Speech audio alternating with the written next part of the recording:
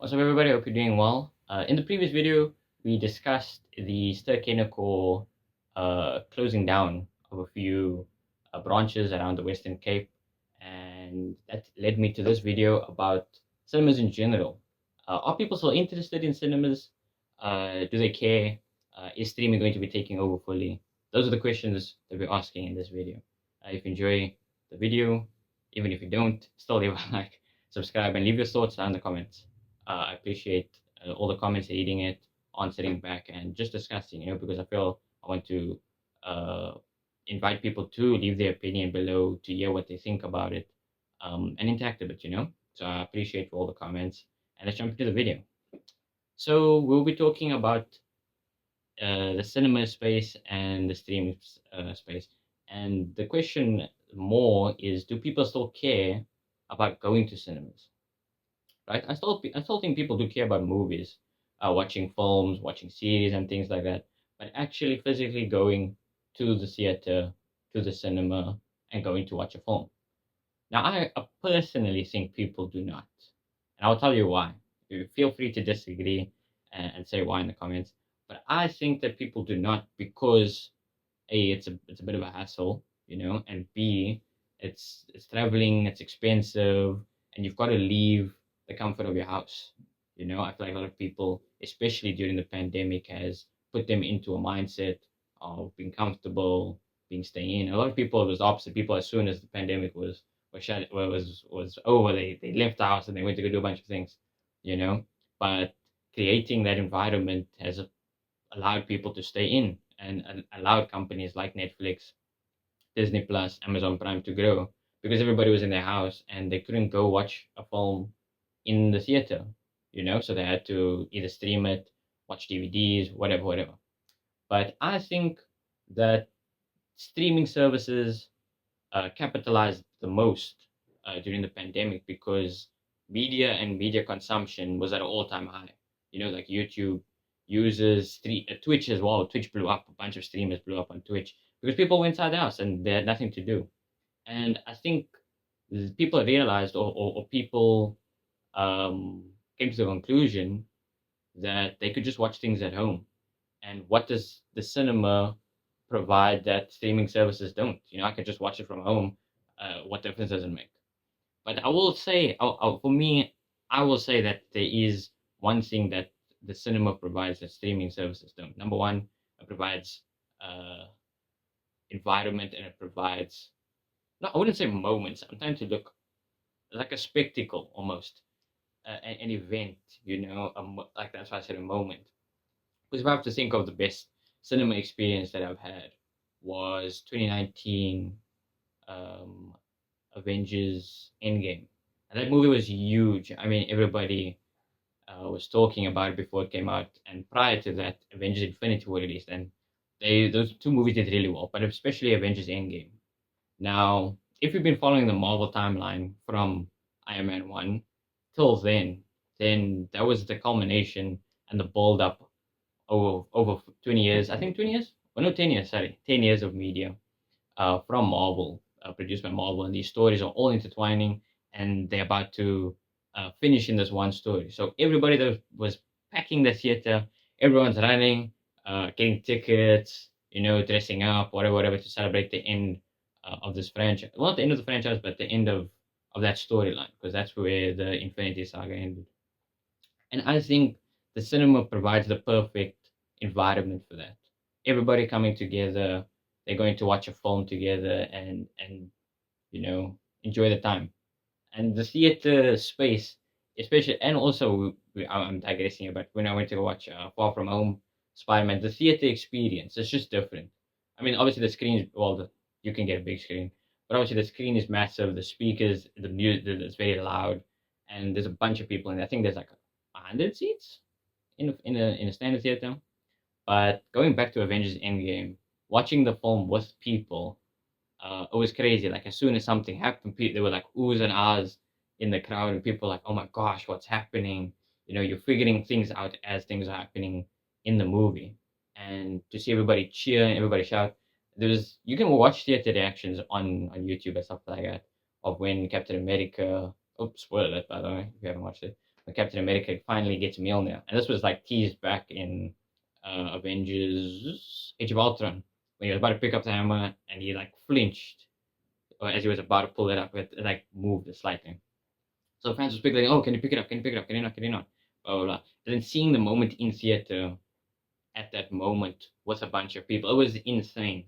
I mean, that is the best example I have of why cinemas are still great or were still great because of those type of highs.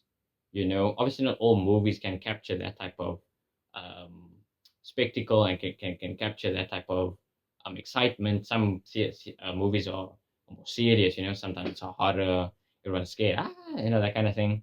But that environment and that moment you could never get at home. Watching it by yourself, it was just different. And I think if you've watched films um, alone versus watching it in cinema, that would be a good experiment, to see how different is it. Obviously, Netflix it releases a bunch of Netflix exclusives, so it's a bit difficult to like watch a film um, in theater with a bunch of people and then watch it at home, immediately because it's not released on streaming services at the same time.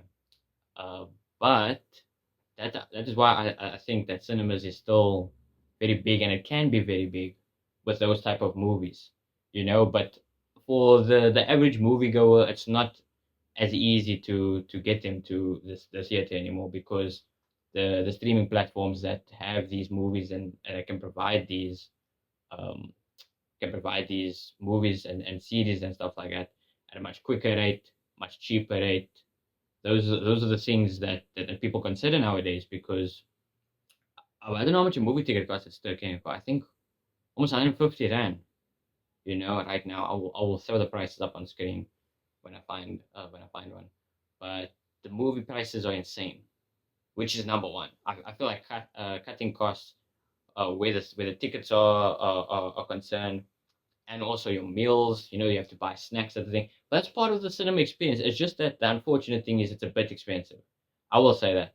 Like if movies were a bit cheaper, and bring in your own food. I don't know why you can't. If I can find a reason, I'll throw it up on screen also. But I don't. I know why, partially because they have their own snack bar, right? That you can buy specials, you can buy popcorn, blah blah blah. So if people were to bring their own things, they won't make sales on having food and stuff like that at the theaters. But they don't sell like gourmet food like sandwiches and burgers and stuff like that, because that's not like cinema food. You eat popcorn, you eat chocolate, you drink a slushy, whatever.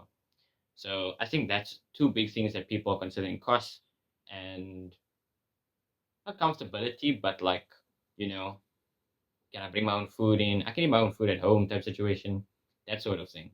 And it's more about the money than anything because I know Ster-Kinekor though have recently started putting old movies back in theaters, such as Back to the Future and stuff like that, and the ticket only costs 50 rand. But can they charge 50 rand for a new movie that comes straight out the gate? Can they make it work? Is it profitable? Those are all things that they consider.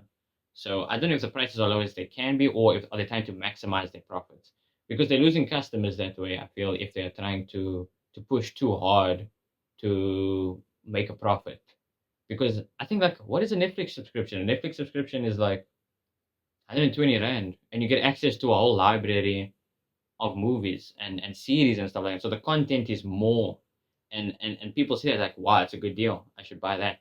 Instead of imagine you go to the theater like 5 times to go watch 5 films that's on Netflix.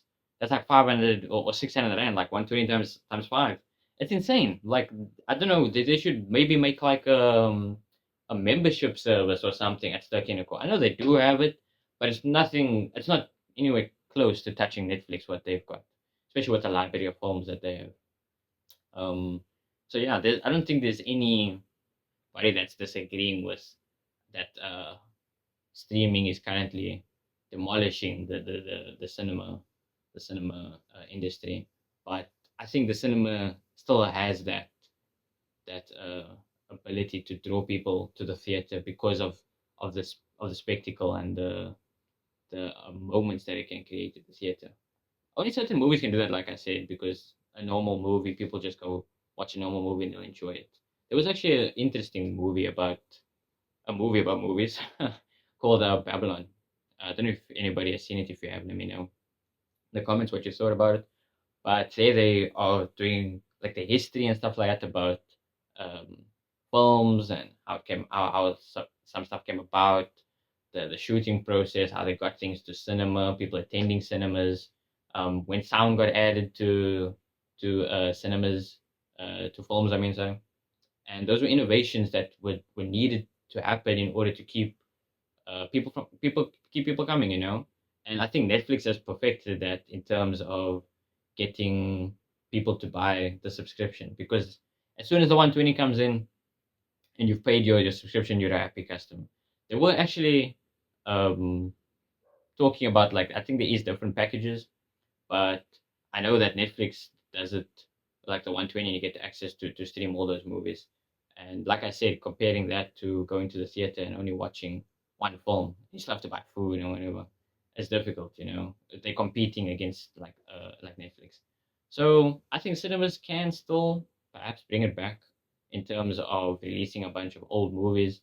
Maybe they should do a membership feature where a membership system. I mean, a membership system where you become like a member of like Sterkenico and your Metro or whatever, and you become a member and you get access to watching these films throughout the month. So let's say, for example, the membership is 200. Maybe you get a popcorn or something. You get to watch a certain amount of movies or whatever. I don't know what they've got to do. I'm just like spitballing, but I think they've got to make up a new way of getting people into theaters, because individual tickets, prices to our food, the snacks cost is crazy. That's why a lot of people are not considering it, and they're just considering to stream a movie or a series instead, because there's much more that they can. It's more bang for your buck. That's the saying, you know. But yeah, let me know what you guys thought in the comment section. I hope you guys everybody's doing well. Look after yourself. Take care. Have a great day.